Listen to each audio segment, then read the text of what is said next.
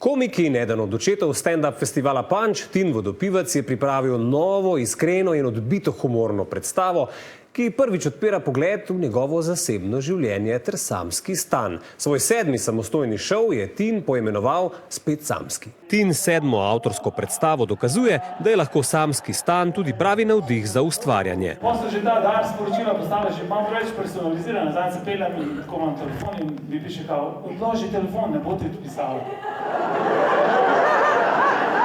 To je odlična reklama. Jaz mislim, da Tin po tej predstavi ne bo več samski.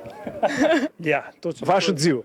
Ja, točno to je cilj. Zdaj penetriramo Slovenijo dobesedno in iščemo, razširimo trg, kaj se bo zgodilo. Ne, v bistvu sem šel ful tako svobodno noter v to, kar se bo zgodilo, se bo zgodilo. Če je namenjeno, je namenjeno. Da bo misija uspešna, Tinu na odru pomaga glasbenik in improvizator prostega sloga. Vsakič pred nastopom so tako, kdo se bo danes javil?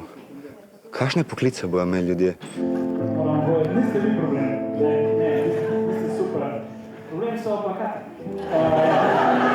In pol tekom predstave probava ugotoviti in povezati vse skupaj, tako da sva se našla dva čudaka skupno.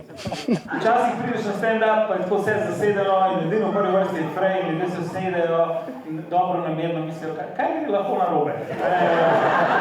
Spet samski, ampak ne sam. Ja, ampak nikoli sam, ker nikoli nismo sami, vedno je nekdo z nami. Stvari so malo zašle.